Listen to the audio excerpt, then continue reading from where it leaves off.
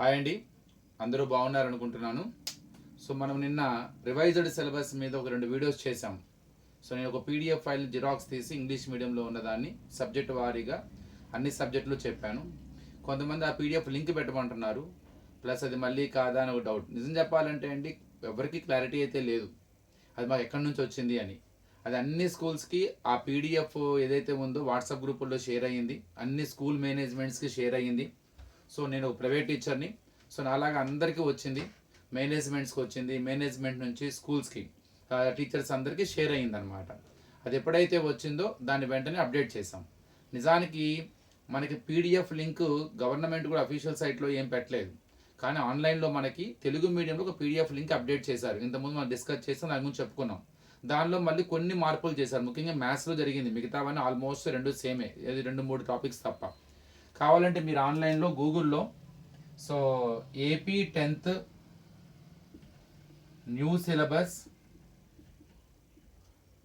20-21 అని టైప్ చేయండి, మీకు కింద వెబ్సైట్స్ వస్తాయి.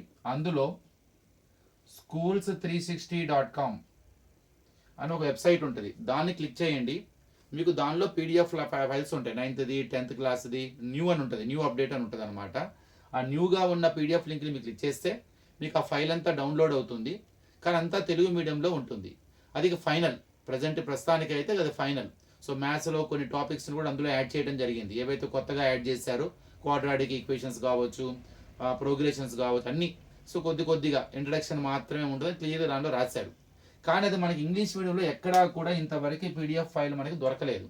కానీ కొంతమంది దీన్నే ఇంగ్లీష్లోకి ట్రాన్స్లేట్ చేసి ఒక పీడిఎఫ్ ఫైల్ తయారు చేసినట్టున్నారు. అది మనకి సర్క్యులేట్ అవుతూ ఉందన్నమాట. సో వాట్సాప్ గ్రూపుల్లో ముఖ్యంగా స్కూల్ మేనేజ్మెంట్స్కి రావటం, ఆ స్కూల్ వాళ్ళు మాకు ఫార్వర్డ్ చేయటం, లేదు టీచర్స్కి గ్రూప్స్ ఉంటాయి కదా, ఇలా సర్క్యులేట్ అయ్యింది. సో అలా మనకి ఆ అప్డేట్ వచ్చింది. సో దానికి సంబంధించి ఇంగ్లీష్ పీడిఎఫ్ ఫైల్ కూడా సెర్చ్ చేస్తున్నాము. సో గవర్నమెంట్ నుంచి ఇంకొద్ది క్లారిటీ రావాలి. ప్రజెంట్ అయితే మాత్రం ఇది ఫైనల్ ఇంకా. సో ప్రస్తుతానికి అయితే చాలా అడుగుతున్నారు, ఇది మళ్ళీ మారదా అని. సో ఎవరి చేతిలో ఏమీ లేదండి, సో పరిస్థితి బట్టి. ఎందుకంటే ఆన్లైన్లో ఇలానే జరుగుతాయా, ఆఫ్లైన్లో మన స్కూల్స్ రన్ అవుతాయా లేవా, అసలు అకాడమిక్ ఇయర్ పూర్తిగా ఇలాంటి ఎక్కడ ఇబ్బంది లేకుండా కంటిన్యూ అయితే అప్పుడు ఎలాంటి ఇబ్బంది ఉండదు. సో గవర్నమెంట్కి కూడా they don't have any clarity. So పరిస్థితి బట్టి ఏదైనా డిసెంబర్ మంత్ క్రాస్ అవ్వాలి. డిసెంబర్ మంత్ క్రాస్ అయితే కానీ దీని మీద ఒక పూర్తి క్లారిటీ రాదు. ప్రస్తుతానికైతే ఏదైతే ఈ పీడిఎఫ్ ఫైల్ ఉందో ఇది ఫైనల్. సో ఇందులో మనం కంపల్సరీ చదువుకోవచ్చు. ఇంకోటి చాలా మంది అడుగుతున్నారు, సో ఆప్షన్ అంటే డిలీట్ చేసిన వాటిలో నుంచి రావని. అస్సలు రావు, అదైతే సందేహం లేదు, మైండ్లో బాగా పెట్టేసుకోండి. సో ఏదైతే ఆప్షన్లో పెట్టారో అందులో నుంచి ఈ సంవత్సరానికి ఎగ్జామ్ పేపర్లో ఇవ్వరు. అసలు మీరు కంగారు పడాల్సిన అవసరం లేదు.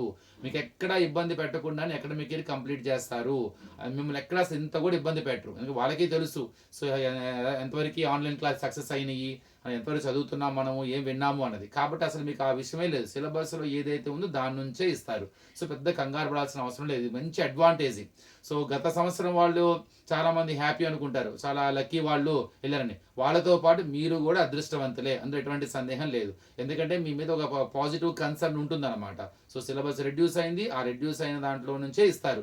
డిలీట్ అయిన వాటిలో నుంచి ఒక టాపిక్ కూడా ఇవ్వరు. అది కంగారు, అందులో ఎటువంటి డోకాలేదు. ఇంకేమైనా మార్పులు చేర్పులు ఉంటాయి అన్నది మాత్రం డిసెంబర్ మంత్ ఆగితే కానీ మనకి దీని మీద ఒక క్లారిటీ రాదు. సరే, ఈరోజు నేను సెలెక్ట్ చేసుకున్న ఒక ప్రాబ్లం, అట్లా నా పీడిఎఫ్ ఫైల్ని షేర్ చేయమంటున్నారు. సో మీకు ఒకవేళ మీకు ఇంట్రెస్ట్ ఉంటే మీరు మీ నెంబర్ మెసేజ్ చేయండి, నేను మీకు వాట్సాప్కి ఆ పీడిఎఫ్ ఫైల్ని ఇస్తాను. నెట్లో అయితే పీడిఎఫ్ లింక్ లేదు, సో వాట్సాప్ గ్రూపుల్లోనే సర్క్యులేట్ అవుతుంది. Okay, so find the ratio coordinate geometry నుంచి సెలెక్ట్ చేసుకున్నాను. Find the ratio in which the line segment joining the points -3, 10 and 6, -8 is divided by -1, 6.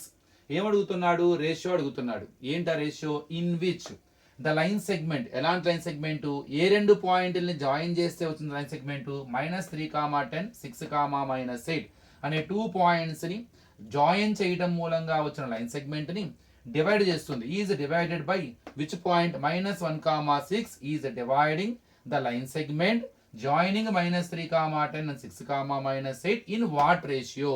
So ఈ పాయింట్, ఈ 2 పాయింట్లని కలపగా వచ్చిన లైన్ సెగ్మెంట్ని ఏ రేషియోలో డివైడ్ చేస్తుంది. ఇది 2 మార్క్స్కి చాలా important. So examination point of వ్యూలో మనకి ఇది చాలా ఇంపార్టెంట్, రిపీటెడ్ క్వశ్చన్ కూడా. ఇంతకు ఒక లైన్ సెగ్మెంట్ ఉంది, ఏంటి ఆ లైన్ సెగ్మెంట్? A అనే పాయింట్ ని B అనే point, you know very well line segment has 2 end points. By joining 2 points we get a line segment.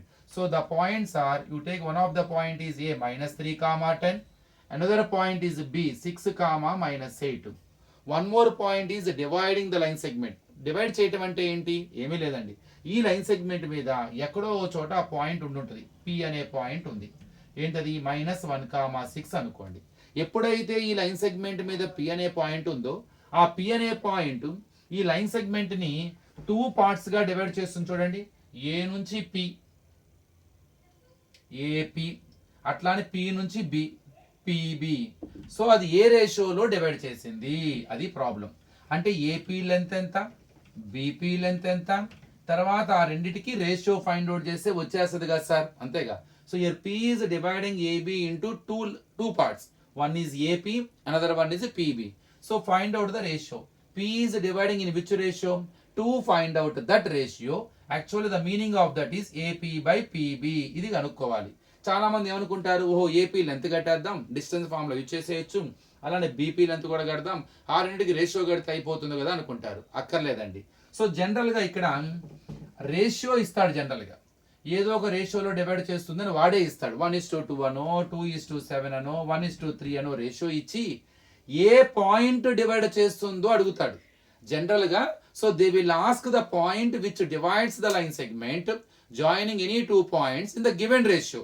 అంటే ఇక్కడ ఈ పాయింట్ కనుక్కో అడుగుతాడు. జనరల్ గా we have the actual method is, general model is, they will ask to find out the point which divides. For that they will give the ratio in which ratio it is dividing. అంటే ఏ రేషియోలో divide చేస్తుందని వాడే ఇచ్చేసి ఆ divide చేసే point అడుగుతాడు. అలా కనుక్కోవడానికి వీ హ్యావ్ ద ఫార్ములా, అదే సెక్షన్ ఫార్ములా. ఇది 2 సెక్షన్స్ గా డివైడ్ అయిపోయింది, అదే section formula. M1x2 plus M2x1 by M1 plus M2 comma M1y2 plus M2y1 by M1 plus M2. It is the formula which gives the point which divides. ఈ ఫార్ములాని మనం divide చేసే point కనుక్కోవడానికి వాడతాం, ఎప్పుడు వాడు రేషియో ఇస్తే.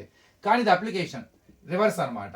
రేషియో ఇవ్వట్లేదు, divide చేసే పాయింట్ ఇచ్చేసి ఆ ఏ రేషియోలో డివైడ్ చేస్తుందో అడుగుతున్నాడు. అందుకే ఇది ఇంపార్టెంట్ అని చెప్పాను. సో జనరల్గా డైరెక్ట్ అయితే ఏంది, రేషియో ఇస్తాడు, డివైడ్ చేసే పాయింట్ అడుగుతాడు. ఇక్కడేమో డివైడ్ చేసే పాయింట్ ఇచ్చాడు రేషియోకి. మరి రేషియోకి ఫార్ములా ఉందా? లేదు. కానీ ఈ పాయింట్ డివైడ్ చేసేదానికి. సో దీన్ని యూజ్ చేసుకొని we can find out the ratio, how it is. చూద్దాం. So since it is dividing, since the point P minus 1,6 is dividing, I can equate point with my formula because the formula gives the point which divides. ఆ formula దేనికోసం? Divide చేసే point కోసం. So కాబట్టి M1x2 plus M2x1 by M1 plus M2 comma M1y2 plus M2y1 by M1 plus M2. ఇంతకీ ఈ formula ఏమిస్తుంది? Divide చేసే point కి formula when the ratio is given. So ratio ఇచ్చేసి ఈ రేషియోలో డివైడ్ చేసే పాయింట్ అని అడిగితే అప్పుడు ఈ ఫార్ములా వేస్తాం, ఆ పాయింట్ వస్తుంది. But a point is given -1,6 so that you can equate formula with the point which divides. ఎందుకంటే ఇది ఇచ్చేదే డివైడ్ చేసే పాయింట్, డివైడ్ చేసే పాయింట్ వాడు ఇచ్చేసాడు కాబట్టి రెండు ఈక్వల్ చేసుకోండి. లెట్ ద రిక్వైర్డ్ రేషియో, అది ఏ రేషియో మనకు తెలియదుగా, M1:M2. Coordinates of A x1 y1, coordinates of B x2 y2. Substitute చేద్దాం. M1 బదులు M1, M2 బదులు M2 పెట్టుకుంటూనే x1 y1 x2 y2 ని సబ్స్టిట్యూట్ చేద్దాం. M1 ఇంటూ మధ్యలో ఏ సింబల్ లేకపోతే x2 6, M2 into -3 by M1 plus M2 because I don't know what is M1, what is M2. M1 y2, M1 into y2 -8, M2 into y1 -10 by M1 plus M2. So it is equal to -1,6. M1 into 6, 6M1 plus into minus, ఇది into first symbol multiplication, plus into minus, minus M2 into 3, 3M2 by M1 plus M2. M1 into -8, -8M1. First plus into minus, minus M2 into 10, 10M2 by M1 plus M2. It is equal to -1,6. ఇంత ఇక్కడ ఇంకేమైనా చేయగలమా? ఈ రెండు minus చేయలేం ఎందుకంటే like terms కావు.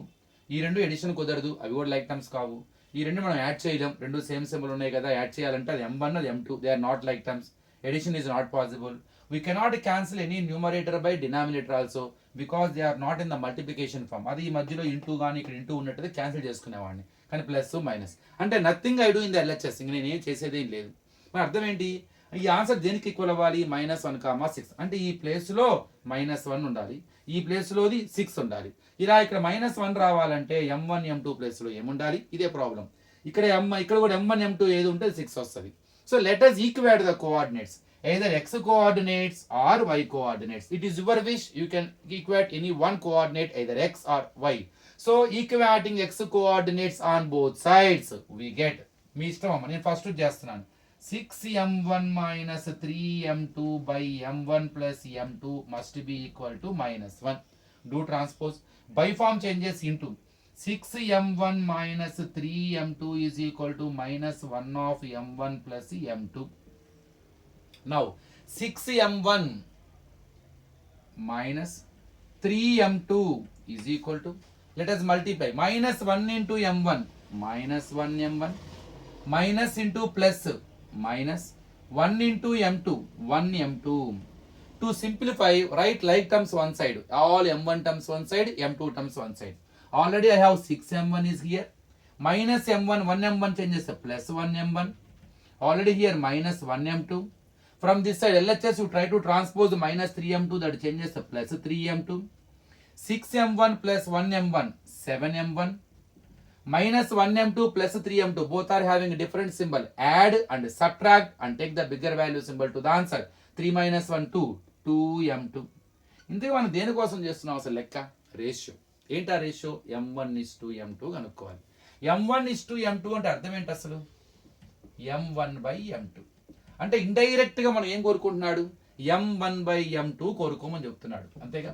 m1/m2 వస్తే చాలు, ఆటోమేటిక్ m1:m2 వచ్చినట్టే. మనకేమొచ్చింది ఇక్కడ 7m1 is equal to 2m2.